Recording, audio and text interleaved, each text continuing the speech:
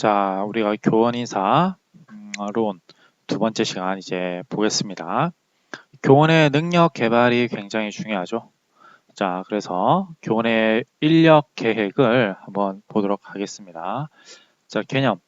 인력 자원 관련 정보 수집 분석을 해서 인력 수요를 예측하고 인력을 공급하고 관리 개선 방안을 제시하는 거다라는 것이죠. 그게 교원 인력 계획이에요. 자, 여러분들이 보시면 교육청에 인력 풀제가 있습니다. 그 인력 풀제에서는 인력을 원활하게 공급하기 위한 건데요. 자, 아무래도 인력 수요를 예측하기가 어렵기 때문에 이러한 인력 풀제를 이용하는 것, 이렇게 생각하시면 될 것 같습니다. 자, 이렇게 교원 인력 계획을 세우는 것은 정부 역할과 행정 수요 변화에 대응하여서 행정의 질적 저하를 방지하는 것이다 라는 것이죠. 또한 인적 자원의 원활한 공급으로 인건비를 절감하는 겁니다. 또 인력 노동시장 질적 변동에 대응하는 것이다 라고 보시고요. 자, 여기 보면 단계는 인력 수요 예측에서부터 인력 공급 대안 결정, 시행, 평가라고 되어 있는데요. 쭉쭉 보시면 될 것 같습니다. 자, 그래서 교원 인력은 우리가 아시겠지만 지금 8월 달에 1차가 나오고 11월 달에 최종이 나오죠. 임용고사에서 무슨 과목을 얼마만큼 뽑을지에 대해서요. 자, 그것도 역시 교원 인력 계획의 하나의 절차다라고 여러분들이 생각하시면 이해가 되실 겁니다. 자, 임용이 되겠습니다. 임용은 공무원 관계가 발생하는 거죠. 자, 또는 변경이 되는 겁니다. 또 소멸되는 걸 얘기하는 건데요. 자, 이게 뭐냐면 신규로 채용이 되는 것도 임용이고요. 그죠? 승진하게 되는 것도 임용이에요. 승진하는 것도요. 자, 퇴직하게 되는 것도 임용이에요. 이해가십니까? 그래서 발생, 변경, 소명을 이렇게도 나눠 볼 수 있는데요. 자, 발생은 신규 채용이 되겠죠. 그죠? 자, 간략하게 몇 가지만 말씀을 드리자면, 자, 옛날에는 이거에 대해서 사립이 있고, 국공립이 있었는데, 국공립에서는 공채 형식으로 해서 임용 시험을 봤던 거죠. 물론, 자, 95년도 이전에, 1995년도 이전에는, 국립과 국립사범대와 사립사범대가 있었는데 이 국립사범대가 국공립으로 가고 사립사범대는 사립학교에 가는 거다라는 생각하에 요때 이 사범대생들, 이 국립사범대생들은 95년도 이전에는 순위고사라고 있었습니다. 순위고사. 그러니까 이제 모두 발령났는데 언제 발령을 내주냐의 문제였고, 그죠? 근데 이제 사립사범대의 한 학생이 헌법소원을 내서 자 모두 다 임용시험을 보고 사립학교 학생들도 국공립에 갈 수 있다 이렇게 얘기를 한 거죠. 자, 그 이후에 이제 국공립으로 가기 위해서는 공채시험이 확대가 된 거고요. 그래서 좀 더 구체적으로 말씀을 드리자면 처음에는 교육학과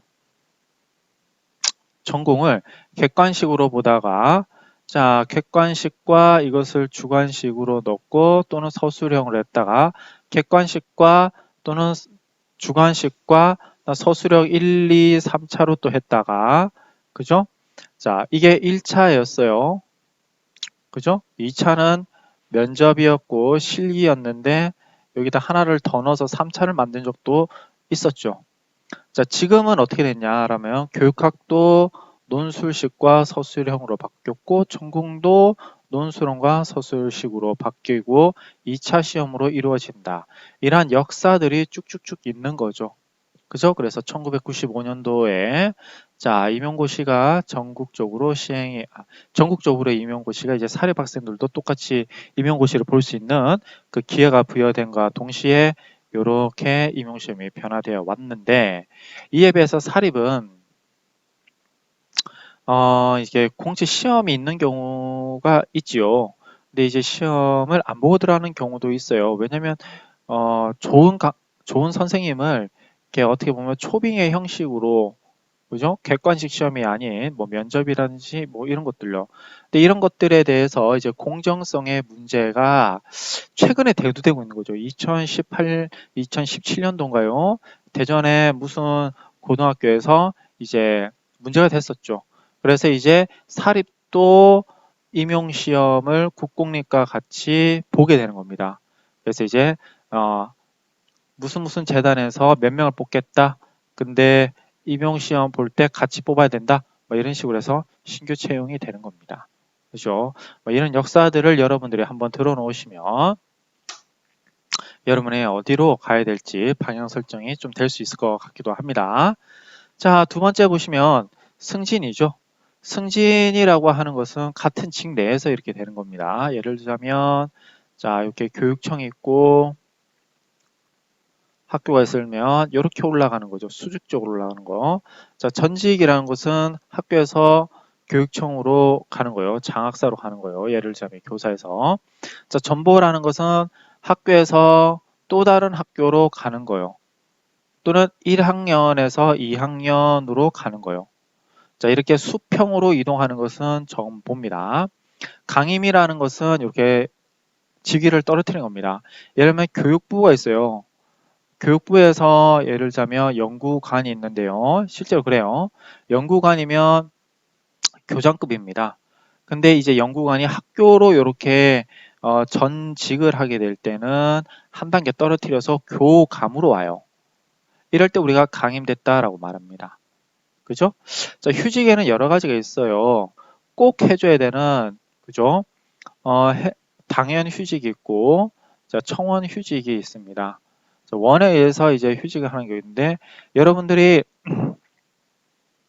알아두셔야 되는 것은, 자, 육아휴직 같은 것이 있고, 또는 질병휴직이 있고요. 질병휴직이 있고요. 물론 당연휴직은 우리가 국가에서 군대 때문에 가는 거라든지 뭐 이런 거고요. 자, 다음에 또 뭐가 있어요? 청원휴직은, 자, 당연휴직 말고 청원휴직은, 자, 육아 질병 이외에도 유학휴직이란 게 있습니다. 그러니까 공부를 하러, 교사가 공부를 하러 해외를 가요. 또 교원대를 간다고 해봅시다. 또는 학위를 받으러 가요. 이거 학위휴직이라고 하는데요. 이럴 때는 어쩔 수 없이 그 직무를 충실하게 할 수 없죠. 이럴 때는 이제 유학휴직을 가는데, 자, 이런 것들에 대해서 이제 두 가지, 급여와 경력 인정이 있습니다. 자, 이런 것들에 대해서 좀 이따가 좀 더 자세하게 배울게요. 여튼 이런 것들은 두 가지가 있더라. 당연휴직과 청원휴직이 있더라. 직위 해제라는 것은, 자, 직은 교사로서의 직을 이제 없애버리는 것이 되겠죠. 그죠? 자, 다음에 이제 정직이라는 것은 그만 교사로서의 직을 중지시키는 것으로 보시면 되고요. 복직이라는 것은 이제 예를 들면 파견을 갔습니다. 자, 대전시 교육청에서 예를 들면 해양수련원으로 갔을 때 요때 다시 돌아오는 걸 요때 이게 파견 간다라고 합니다. 다른 기관으로 임시로 보내는 걸요. 견임이라는 것은 저와 같은 거죠. 자, 어떠한 학교에 있는데 대학교에 있는 직을 겸직하고 있다라고 얘기합니다. 이걸 견임이라고 합니다. 자, 이런 내용들이 있고요. 면직 해임 파면이네요. 자, 이때는 연금이 얼마만큼을 덜 쓰고 덜 받게 되는지를 얘기하는 겁니다. 그죠? 자, 좋습니다. 자, 그 다음에 외부 임용 같은 것도 한 번씩 쭉쭉 보도록 하죠. 자, 여기 보시면 이제 외부 임용이 뭐냐? 신규 임용을 하는 건데요. 자, 공개 채용이 있고 우리가 제한 경쟁 시험이 있습니다. 그죠? 실적 위주 인사회에서는 이제 공개 채용을 하는데요. 제한 경쟁 시험 같은 경우는 이제 공채가 부적당하다는 것이죠. 왜 그러냐면, 자, 여러분들 한번 생각을 해봅시다. 우리가 이제 사람을 이렇게 시험으로 뽑을 수도 있지만 이 사람들이 이렇게 승진해가지고 이 자리까지 가기에는 시간이 오래 걸려요. 근데 외부에서 가져오면 자, 전문가를 임용하면 굉장히 수월하게 업무 처리를 할 수 있다 이 말이죠. 그죠? 자, 그리고 여기 있는 사람들이 객관식을 배웁니다. 지금 현재 무슨 일이 일어나고 있냐면 우리가 공무원을 뽑는데 그죠? 세무공무원을 뽑는다고 해봅시다. 자, 국어, 영어, 경찰도 그렇고요. 국어, 영어, 국사 뭐 이렇게 뽑는다고 합시다. 근데 이런 것들이 세무 행정 업무를 하는 데 있어서 자, 치안 업무를 하는 데 있어서 그렇게 크게 도움이 되냐? 차라리 행정법이라든지 형사소송법 이런 것들이 더 도움이 되지 않느냐? 근데 이런 분들을 이렇게 올라가서 분명히 좋은 점이 있어요. 그래서 이런 부분들의 미진한 부분들이 나타나는데 이런 미진한 부분들을 이제 외부로 초빙하더라라는 것으로 보시면 될 것 같습니다.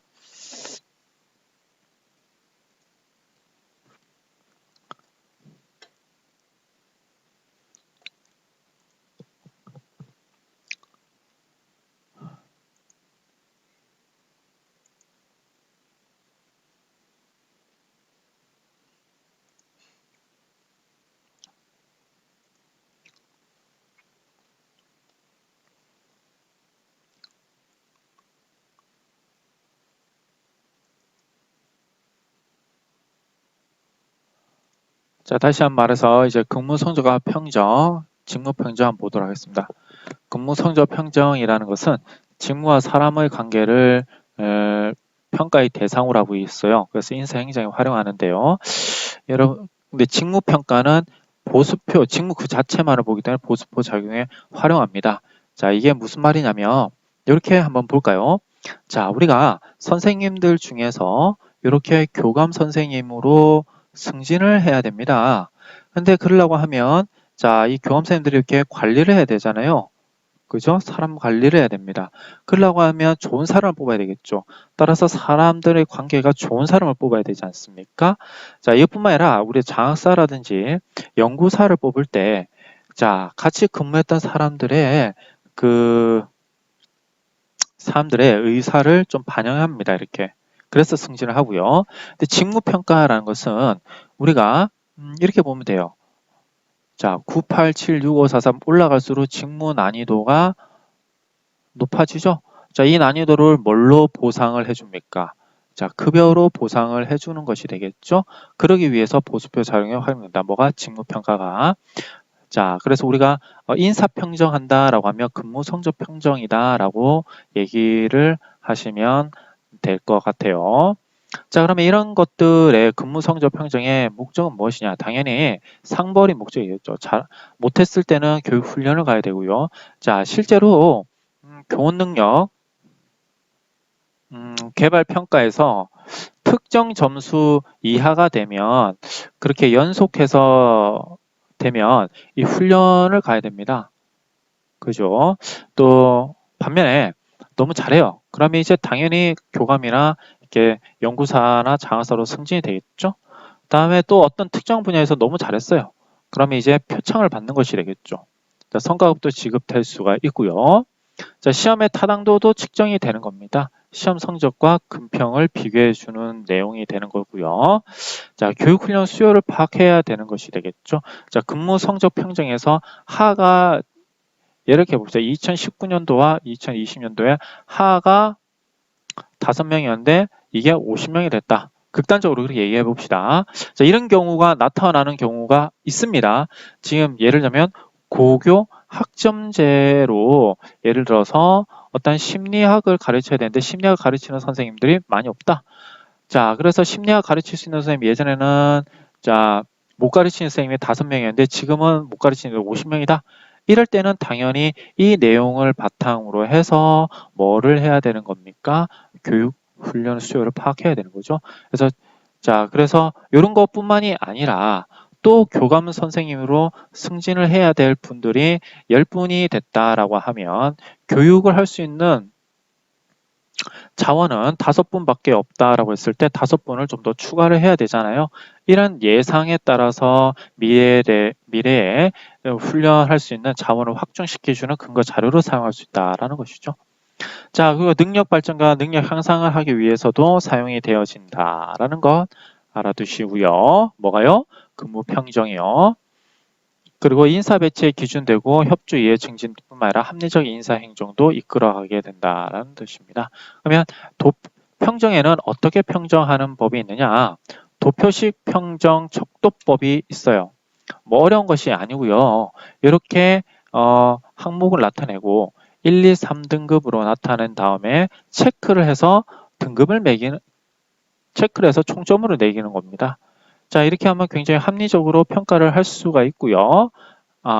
자, 이렇게 하면 굉장히 평정이 간단하다라고 될 수 있지만 이 등급이 1등급과 2등급의 차이가 뭐냐라는 이 불명확함이 있기 때문에 그죠? 굉장하게 곤란함을 겪을 수 있고 또 사람이 주관적으로 체크를 하기 때문에 평정 요소 선정에 있어서도 곤란함이 있다. 왜냐하면 특정 사람에게 좋은 것들을 평정 요소로 하면 그 사람이 좋은 점수를 받을 수 있잖아요.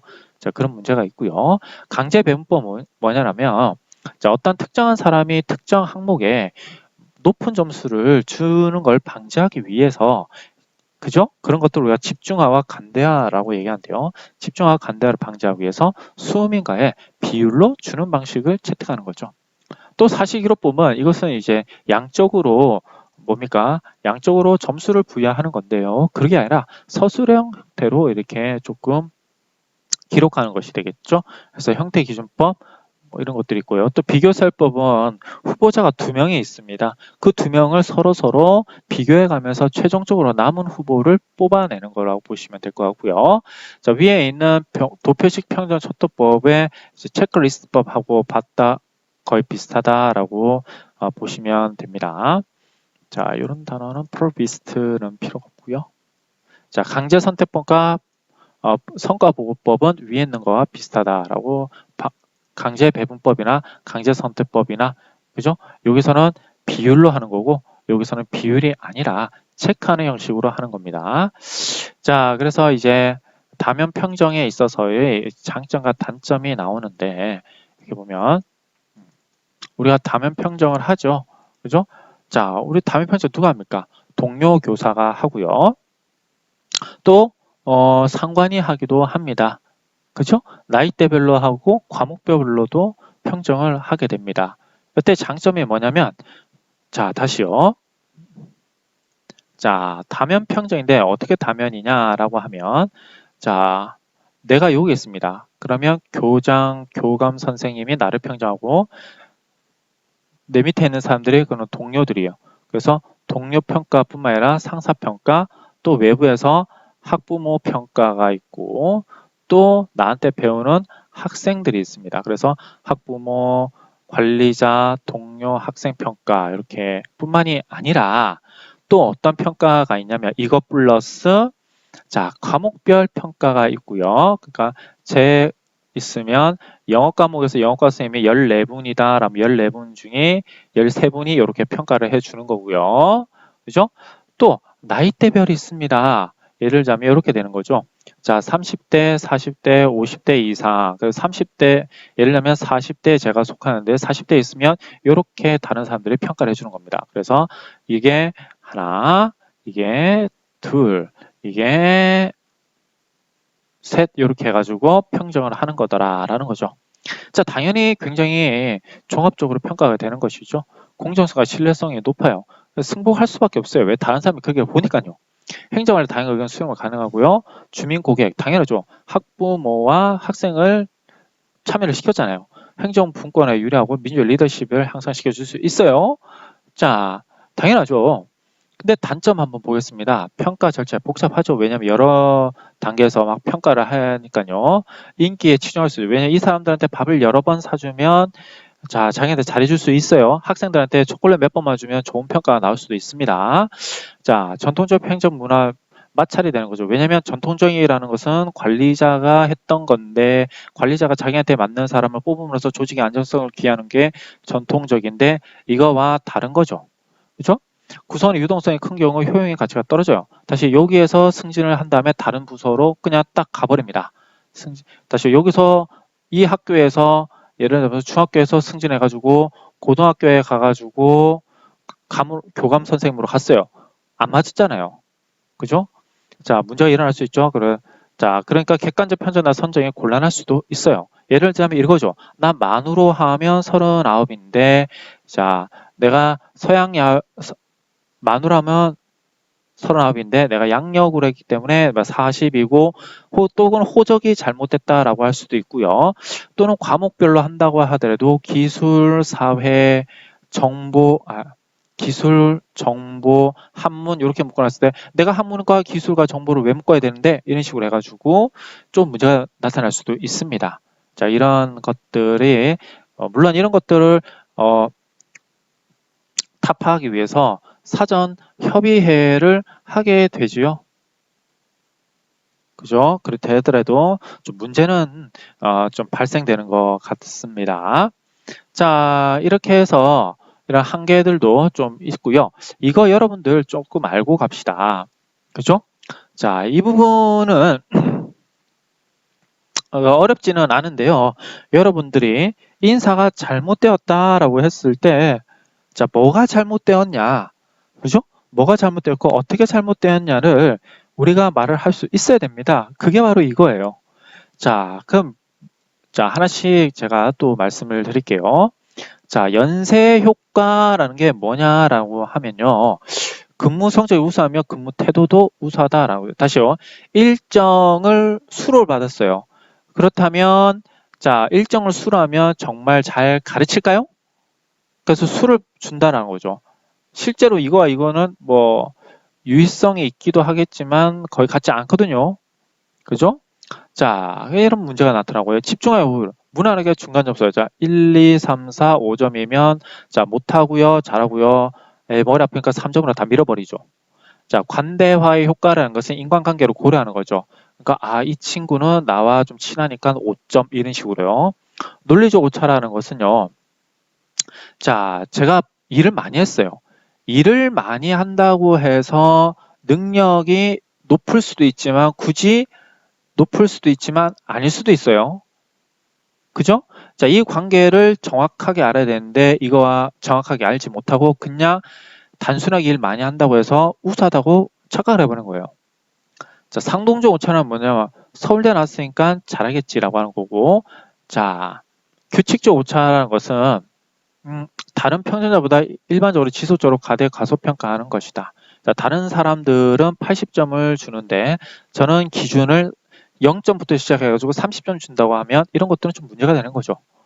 자, 총계적 오차라는 것은 동일 피평자에 대한 일관성 없는 평정이 되겠죠. 그죠? 자, 동일 피평장자라는 것은 자, A가 있고 B가 있는데 이 C를 평가합니다. 그랬더니 A는 80, D가 있다 합시다. 80은 B도 80 줬어요. 그럼 C도 80 줘야 되는데 C가 30 줬어요. 그죠? 동일 피평자에 대해서 일관성이 없죠. 그죠? 시간적 오차, 최근 실적 중심으로 평가하는 경우가 있고요. 유사 오차는 자기가 비슷한 분야는 후한 점수를 주는 경우도 있고요. 대비 오차는 직전의 피평점을 현재 피평점. 자, 요 C 이전에 C1이라면 C2가 있었습니다. 자, 이 C2를 또 평가해야 되는데 이 C1 전에 있던 사람들과 비교해가지고 점수를 더 주고 덜 주고 하는 거예요. 전체적으로 이 사람의 능력을 보는 게 아니라. 자, 이런 문제가 이렇게 있는 거죠. 그죠? 자, 이런 평정 오차 같은 것들은 좀 알아둘 수 있도록 이렇게 합시다. 그래서 현행은 이제 이런 것들은 크게 중요하지 않으니까 제가 그냥 지울게요. 그렇죠? 그래서 이제 어떻게 계산을 해야 되냐 이런 부분들이 좀 중요한 부분인데요. 그죠? 자, 근무 결과를 공개하는 경우가 있습니다. 그죠? 자, 그래서 객관적 평정 기법을 개발하고요.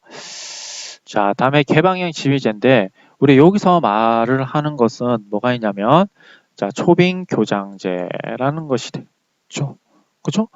저 초빙 교장제. 그러니까 중립적인 평정 기구 설치라고 되어 있는데 여기에서는 학교 운영위원회가 중립적인 평가 평정 기구로서 역할을 하고 있습니다. 왜냐하면 학교 운영위원회가 교장을 임용하는데 심의를 하거든요. 그죠? 자, 좋습니다. 그러면 이제 교육 훈련이 나옵니다. 자, 이렇게 쭉쭉쭉 나오는데요. 자, 4요소, 즉 지시, 기술, 가치, 태도 중에 미달되는 부분이 하나라도 있으면 이제 교육 훈련을 받아야 된다라고 우리는 얘기를 합니다. 그래서 이렇게 교육훈련을 왜 해야 되냐 하면 행정 능률을 추구해서 결국에는 업무 비중을 절감시켜 주는 것이고요. 가치관을 쇄신시켜 줍니다. 다시 말하면 내가 능력을 계속적으로 발전시켜 줘야 된다라는 인식을 주는 거죠. 직무 자신감을 고양시켜서 사기를 악양시켜 주고요. 공직 특수 업무에 대한 교육을 해야 될 필요성이 있기 때문에 교육 훈련을 하는 거죠. 자, 그래서 그러면 교육 훈련에 누구를 훈련을 대상으로 해야 되냐? 자, 직책에 요구되는 자격을 갖추고 있는지. 그래서 우리가 말하자면 여기서는 대부분의 1급 정교사 또는 상담교사 자격을 위해서 하는 경우가 있지요. 그죠? 또 뭐 금평이 낮은 사람들을 하는 경우도 있습니다. 그죠? 자, 교육 대상자 선정과 내용 결정 기준을 조금 명확하게 해야 될 필요가 있고요. 자, 기초훈련, 보수훈련, 감독자 훈련, 관리자 훈련이 이렇게 훈련의 구별이 되더라라는 것입니다. 자, 이 기초훈련 신규자 채용할 때 하는 거죠. 자, 보수훈련이라는 것은 여기서는 뭐 이런 거죠. 1급 정교사, 1급 정교사, 직무 연수, 뭐 이런 것들이 대표적으로 있을 수 있습니다. 자, 그러면 감독자 훈련이라는 것은, 그죠? 예를 들자면, 감독자 훈련이라는 것은, 뭐 여기서는 특히 나와 있지 않은데요. 학교에서는 관리자 훈련이라고 해서, 자, 교감, 직무, 연수, 교감, 자격, 연수, 이렇게 나오겠습니다. 자, 그러면 어떻게 해야 되느냐라는 거죠. 뭐 강의식으로 하느냐, 참여식으로 하느냐, 그런 것이 있고요. 뭐 체험식으로 하느냐. 자, 여러분들은 지금 강의식을 받고 있는 거죠. 그래서 이런 내용들도 한번 쭉쭉 읽어보시면 크게 뭐 어려움이 없이 이해하실 수 있을 것이고요. 자, 그러면 이제 승진으로 한번 보겠습니다.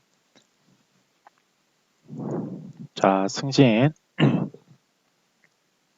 승진은 조금 다른 거와 개념을 좀 비교해 볼 필요가 있습니다. 자, 상연적 인사 이동이 승진이고요. 배치 전환이라는 것은 부서를 잠깐 바꿔주는 거죠. 임시적으로요. 승급이라는 것은 동일 직급 때 호봉만 상승하는 겁니다. 그러니까 우리 교원 같은 경우는 호봉이 계속 상승이 하죠. 자, 그럴 경우는 우리가 승급됐다라고 얘기를 합니다. 승격이라는 것은 외무직이란지 직무 등급이 상향 이동됐다라고 이렇게 하는데요. 보통 현실에서는 승진과 승급만 많이 언급되고 있는 상황입니다. 자, 그러면 여기 중요성 한번 보겠습니다. 왜 승진이 중요하냐면 공무원의 사기를 향상을 시켜주고요. 공무원의 승진하기 위해서도 능력을 발전시켜야 돼요. 그죠? 직무 곤란도나 책임도 향상에 대해서 개인의 안목, 직무 수행 능력이 향상되더라. 자, 직업 공무원제 필수 요소이기도 하고요. 내부 노동 시장을 활용해서 위로 이렇게 직원을 올리는 경우가 있습니다. 자, 그래서 이런 것들 저희들이 한번 이제 폐쇄주의와 개방주의 한번 쭉쭉쭉 봤는데요. 뭐 읽어보시면 될 것 같습니다. 네. 이런 것 같은 경우는 굳이 필요가 없겠네요. 자, 그 다음에 이제 배치 전환이 있습니다. 수평적인 인사 이동 중 전직 정보 파견을 얘기하는데요. 자, 전직이라는 것은 직렬을 전환하는 거죠. 그래서 직을 바꾸는 겁니다. 아까 얘기했듯이 일반 교사에서 장학사가 되는 경우가 되겠죠. 또는 장학사가 그 연구사가 되는 경우도 전직이 되는 겁니다. 자, 전보라는 것은 보직 전환이 되는 거고요. 그죠? 이때 보직이라는 것은 1학년 부장이 2학년 부장으로 갈 때는 전보가 되는 거죠. 자, 파견이라는 것은 소속은 유지하지만 타 행정기관, 교육청으로 파견을 갈 수도 있고 학교에 있다가 또는 대전교육, 뭐 해양수련원으로도 파견을 갈 수 있는 겁니다. 자, 이렇게 해서 이제 용도는 이게 좀 두 가지가 있습니다. 배치 전환하면서 네가 잘 못했기 때문에 징계 수단으로 또는 사임이나 부정부패 방지 수단, 개인적 특혜 제공 수단, 개인적 세로 확장 수단 이렇게 이제 전통적이면서 부정적인 측면으로 사용이 되어질 수도 있겠지만 현대에 와서는 좀 더 적극적으로 배치 전환을 시키고 있는 상황입니다. 자, 그러니까 그 직에 부정을 합니다. 그러니까 1학년 부장을 하기가 힘들었을 때 우리는 예를 들자면 뭐 부장으로 바꿔준다든지요. 그렇게 함으로써 인간관계를 개선하게 되고 행정환경 변동에 대응할 수 있도록 만들어주는 거죠. 자, 결국에는 권태를 방지하고 조직의 활성화를 불러와서 비공식 집단의 폐해를 시정하는 목적을 가지게 됩니다. 자, 이렇게 순환 배치 전환에 있어서의 순기능과 역기능이 나오는데요. 자, 순기능은 안목 확대뿐만이 아니라 자, 적극적 용도로 이렇게 바꿔진 이유가 바로 순기능이죠. 자, 부처 할거주의라는 것은 부처 이기주의입니다. 부처 이거주의를 방지하고 인력의 효율적 활용과 예산을 절감하고 새로운 아이디어를 주입하면서도 건설적인 갈등을 조성해 주는 거죠. 하지만 이렇게 계속 바꾸다 보면서 전문성이 떨어지게 됩니다. 그래서 행정 전문화에 져야 되고 자, 그래서 내가 마음에 안 드는 사람을 이렇게 징계를 주거나 사임을 강요할 수도 있습니다. 그러니까 특혜 인사 악용이 소지가 있는 거죠. 또 내한테 마음에 드는 사람은 특혜를 줄 수 있는 거고요. 그래서 인사 질서가 교란되고 정원 증언방으로 악용될 수도 있더라라는 겁니다. 자, 그래서 이제 전직은 전직 시험 3회 이상 불합격자는 직무유예. 이것이 이제 장학사 시험을 보는데요. 교사가 장학사 시험 보는데 3회 이상 떨어지면 조금 이제 가산점이라든지 이런 점에 있어서 좀 불리한 게 적용이 됩니다. 자, 그리고 전보가 있고요. 제한 기간을 1년 내지 2년으로 또 행자부 그 기관과 협의를 그죠? 그 파견 기관과 협의를 의무화적으로 이렇게 하도록 만들어 놨습니다. 자, 그러면 교원의 신분 보장에 대해서 한번 얘기를 해보겠습니다.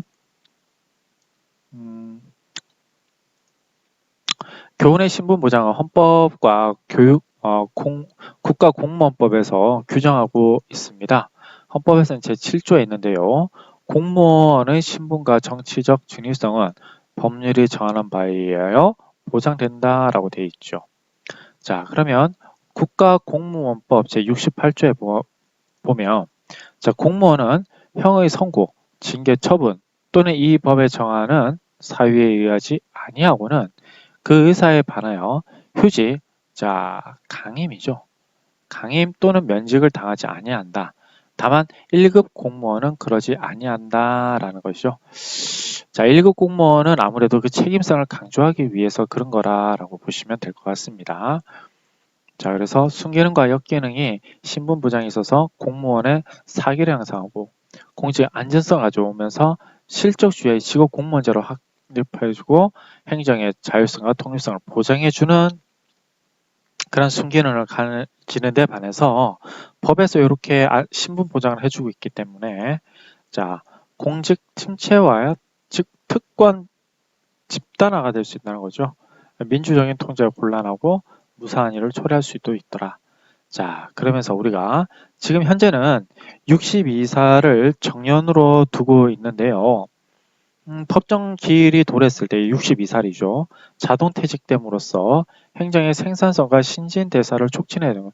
이게 이제 어떻게 보면 나이 드신 분들을 내보냄으로 해서 새로운 사람들을 이제 채용할 수 있는 기회를 확대시켜 주는 거다라고 보면 됩니다. 자, 이것은 두 가지가 있는데 연령 연년제와 정년제와 계급 정년제가 있어요. 자, 지금 교직은 연령 정년제라고 보시면 되죠. 자, 그러면 여러분 여기 계급 정년제는 어디에 있습니까? 군대에 있죠, 군대에. 그죠? 자, 법정 연령이 됐을 때 자동 퇴직되는 경우는 연령 정년제인데 특정 계급의 승진 연한을 초과했을 때 퇴직하는 것은 계급 정년제더라라는 뜻이에요. 자, 현행은 이렇게 되는데 이것이 바뀌었죠. 그죠? 자, 교원은 62세이더라. 자, 그러면 연령 정년제의 장점은 뭐냐면 시행이 참 용이합니다. 왜냐면 그 날짜가 되면 정년을 모두 일시에 할 수 있으니까요. 그리고 주로 고령자를 퇴직시켜서 신규를 임용하고 따라서 그 조직의 생산성을 향상시키는 데 기여합니다. 예측 가능성이 있죠. 언제 퇴직하는지. 그리고 나이가 모두 다 62세면 나와야 된다는 저항을 감소시킬 수 있습니다. 계급 정년제라는 것은 신진대사를 촉진시키는 거죠. 자, 왜냐면 특정 계급에서 정년을 하기 때문에 승진하지 못하면 정년하기 때문에 그 특정 계급에 많은 사람들이 승진을 할 수 있기 때문에 상대적으로 승진을 빨리 할 수 있기 때문에 신진대사가 촉진됩니다. 무능력자가 도태되고요. 능력 발전을 유도할 수 있는 기회가 되면서도 정실 개입을 방지할 수 있습니다. 그러니까 내 사람을 심고 심더라도 능력이 안 되면 심을 수 없다라는 거죠.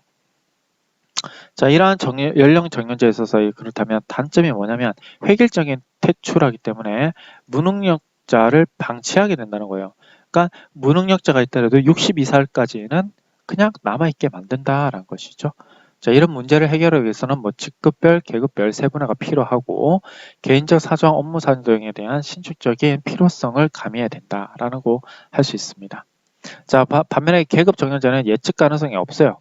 그래서 사람을 어떻게 뽑아야 되는지에 대한 인력 계획을 세우기가 어렵습니다. 신분이 불안하고 그러면 오히려 사기가 저하될 수 있는 단점이 있습니다. 직업 공무원제와 실적제가 저해되는 문제점도 있습니다. 자, 면직은 퇴직이죠. 그죠? 자, 면직은 이렇게 강제와 임의적으로 나오는데요. 임의적이라는 것은 강제는 조직에서 하는 거고 임의라는 것은 나의 의사에 의해서라는 뜻입니다. 나에 의해서 하는 퇴직은 세 가지가 있는데요. 자, 의원 면직이 있어요. 공무원 스스로 희망해서 퇴직하는 거 있고 명예퇴직이 있습니다. 그죠? 자, 그래서 이제 2급 이하의 공무원 중 20년 이상 근속한 자가 되고 특권은 명예퇴직 수당을 주는데요. 자, 복직 전제 사직, 복직을 전제해서 사직하는 거. 뭐 예를 들면 구조조정의 감원 같은 경우가 있겠죠. 자, 강제적 퇴직은 이렇게 있습니다. 당연퇴직과 직권면직과 징계면직이 있죠.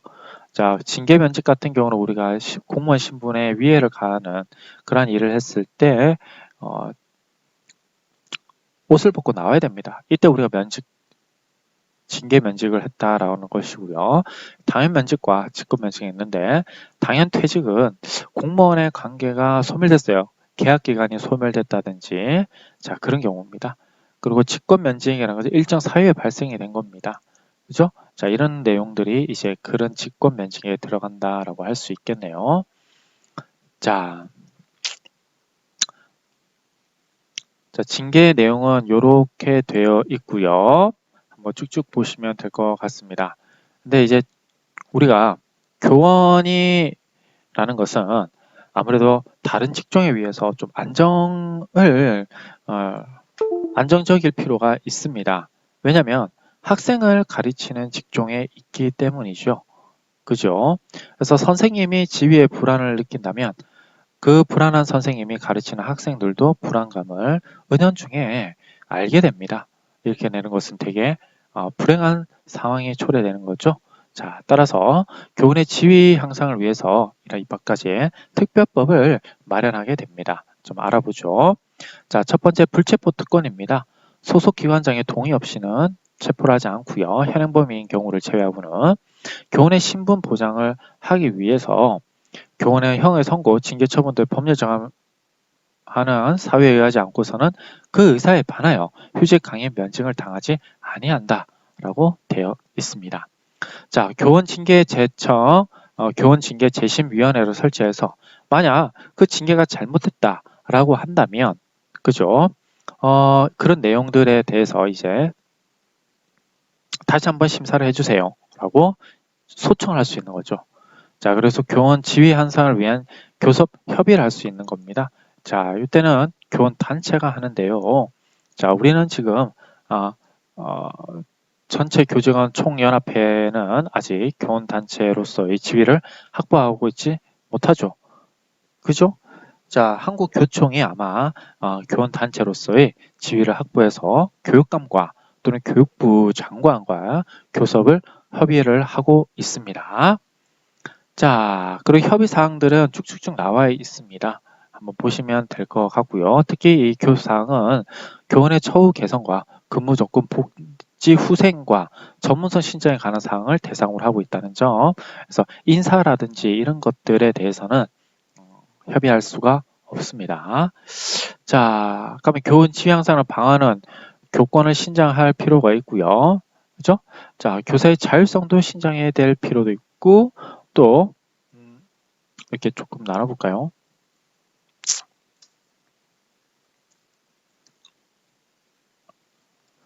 자, 전문성의 자질에 대한 향상도 구사를 해야 될 것입니다. 자, 그리고 근무 조건도 개선을 해야 되겠죠. 굉장히 근무 조건이 안 좋으면 그 아이들한테 결국에는 그 피해가 가기 때문에 그런 내용들에 대한 것도 협의를 해야 될 사항입니다. 좋습니다. 자, 이렇게 해서 우리가 교원의 지위 향상과 또 징계, 그리고 정년, 신분 보장에 대해서 한번 알아봤습니다. 자, 이제 보수로 한번 가보죠. 우리는 정말 얼마를 받아야 되고 또 그 돈이 적당한가에 대해서도 조금 고민을 해봐야 될 필요가 있지요. 자, 그런 내용들이 교원 인사 파트에서 다루고 있는 건데요. 자, 보수 한번 보겠습니다. 직무수행에 반대 국부라는 것은 뭐냐면, 그죠? 자, 직무 수행에 따라서 돈을 준다라는 거예요. 직무 수행을 했으면 그에 대한 대가로서, 그죠? 돈을 주는 겁니다. 그죠? 자, 또 한편으로는 생활보조급부 있기 때문에 생활급인 것입니다. 자, 그러면 이 직무 수행에 따라서 달라지기 때문에, 그죠? 우리가 교감 선생님과 교장 선생님과 또 보직 교사와 일반 교사 간에는 약간의 금액적인 보수에서 차이가 있겠구나라고 생각을 할 수 있는 거죠. 자, 그래서 이런 것들의 보수는 어떻게 하냐면 법제화를 마련해야 됩니다. 그래서 미리 예산에 반영할 수 있겠고요. 자, 중앙예산기관과 협의해서 당정협의 등의 복잡하게 절차를 거칩니다. 비시장성이 뭐냐면 시장이 좋고 나쁘고와 상관없이, 그죠? 근로대가의 경제적 가치로 줘야 된다라는 것이죠. 자, 사회윤리적인 측면에서는 어떻게 보면 국민의 봉사자이기 때문에 돈을 줘야 되는 거죠. 국가는 공무원에서 이제 고용주이기 때문에 국가가 돈을 줘야 되는 겁니다. 자, 이런 내용들이 쭉쭉 나와 있습니다. 한번 읽어보시고요. 그렇다면 얼마를 줘야 되느냐라는 거죠. 자, 이렇게 한번 생각을 해봅시다. 민간 기업의 돈도 조금 한번 생각을 해봐야 되고요. 공무원에 국가로부터 돈을 받기 때문에 국가의 지불 능력도 한번 고려를 해야 됩니다. IMF가 왔을 때는 실질적으로 공무원의 월급이 많이 깎였거든요. 그죠? 자, 그리고 또 한편으로는 문화적인 수준도 고려를 해야 되고요. 자, 최소한의 생활을 하기 위해서는 안락함을 또 고려를 해야 될 것입니다. 자, 그리고요. 얼마만큼 빈곤한지도 한번 생각을 한번 해봐야 되겠죠? 개인적으로. 자, 그래서 우리가 연금, 휴가, 신분보장, 복리대출 등의 부가 요소를 만약에 보수에서 주지 못하면 이런 식으로도 연금이란지 휴가란지 신분보장, 복리제도 이런 것들로 부가적으로 보수에 더하여 제공하고 있더라라고 생각해 주시면 됩니다. 자, 정책적 요인에서 보자면 전체 인사의 수단이 되는 거죠. 성과급. 그래서 그 정책에 대해서 사람들이 잘 따라오도록 그렇게 보수를 이용한다라고 보시면 됩니다. 자, 그렇다면 기본급의 유형에는 이렇게 세 가지가 있는데 이런 것들은 여러분들이 굳이 크게 아실 필요까지는 없습니다. 그냥 이런 것들이 있구나. 그리고 보수가 어떠한 요인들로 결정이 되는구나. 그죠? 경제적 요인과 사회윤리적 요인, 또 부가적 요인과 정책적 요인으로 되는구나. 이 정도만 아시면 됩니다. 자, 연금 그 다음부터 보겠습니다. 자, 공무원의 노령, 질병, 부상에 대한 퇴직, 사망이 됐을 때 본인 및 유족, 사회보장 제도의 하나의 형태로 이렇게 주는 건데요. 생활을 보장해주고 그만큼의 공식에 공로가 있기 때문에 주는 것이고 내가 낸 돈에 대해서 또 받는, 그죠? 그래서 거치 보수설 뭐 이렇게 되어 있습니다. 보시면 될 것 같고요. 자, 종류는 자, 이런 것들이 있다. 이 정도만 여러분들이 아시면 될 것 같아요. 이렇게 뭐 재부조금은 다쳤을 때, 그죠? 사망 후 조의금은 죽었을 때, 공무원 요양 일시금이라는 것은 내가 다쳐서 요양을 해야 될 때 한 번에 주는 거죠. 요양비 같은 것도, 얘 같은 건 단기급여 이렇게 돼 있고요. 자, 퇴직급여는 퇴직할 때 주는 거고, 장애급여는 다쳤을 때, 유족급여는 내가 받지 못하는, 즉 사망했을 때 유족한테 주는 거라고 보시면 되겠습니다. 자, 공무원 단체는 이렇게 한번 쭉쭉쭉 읽어보시면 될 것입니다. 특히 노동 3권이 자, 나라마다 어떻게 차이가 있는지도 한번 보시면 될 것 같은데요. 자, 교사는 단체 행동권은 없습니다. 그죠? 자, 단체로 모여서 교섭을 할 수 있죠? 그죠? 한국교총 대표가 교육감과 교육부 장관을 대상으로 교섭을 할 수 있습니다. 뭉칠 수 있어요. 하지만 뭉쳐서 쟁의를 할 수 없습니다. 그죠? 뭉칠 수는 있고 교섭을 할 수 있지만 안 된다고 해서 쟁의를 하지 못한다라는 거예요. 자, 이런 내용들이 자, 헌법에서 이제 공무원들에 대한 내용들이 이렇게 쭉쭉 나오고 있습니다. 한번 보시면 될 것 같고요. 자, 집단행위 금지는 국가공무원법 제66조에 있죠. 자, 공무원은 노동운동 기타 공무 이외의 일을 위한 집단행위를 해서는 아니 된다라고 분명히 나와 있습니다. 근데 사실 노무에 종사하는 공무원은 예외를 하는 거죠. 그죠? 자, 그러면 노무에 종사한 범위는 이렇게 하고 돼 있다. 뭐 이렇게 사실 아시면 됩니다. 그렇죠? 그렇게 크게 어려운 사항은 아니고요. 자, 좋습니다. 그래서 이런 내용들은 쭉쭉쭉 한 번씩 읽어보시면 될 것입니다. 그래요. 근데 이런 것들은 크게 여러분한테 중요하지 않아요. 단지 공무원은 교원은 단체 행동권이 금지되어 있다. 뭐 이 정도만 아시면 됩니다. 보시면 알겠지만 영국, 미국, 독일, 프랑스도 대체로 금지되고 있죠. 영국만 빼고요. 자, 정치적 중립은 정치와 행정이 이원론이기 때문에 역관제 폐단을 극복하기 위해서 나온 것이 이제 소극적인 의미고, 현대에 와서는 정치적으로 고려하되 특정 정파에 치우침이 없을 것이라는 자, 의미로 정치적 중립을 하고 있는데요.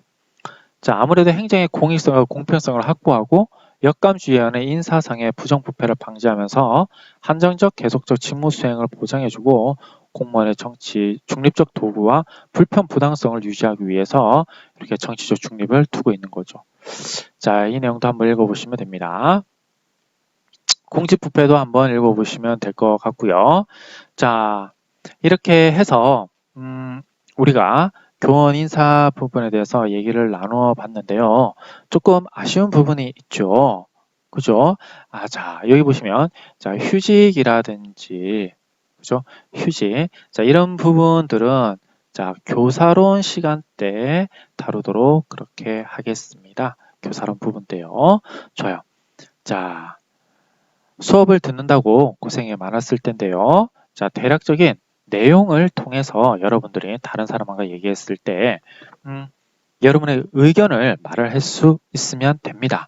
예를 들자면 자, 공직 부패에 대해서 교원이 부패하면 안 되는 이유 등을 이런 식으로 이런 내용들을 바탕으로 얘기할 수만 있다면 소기의 학습 목표를 달성한 것이라고 보여집니다. 자, 오늘은 여기까지만 하겠습니다. 자, 고생 많았습니다.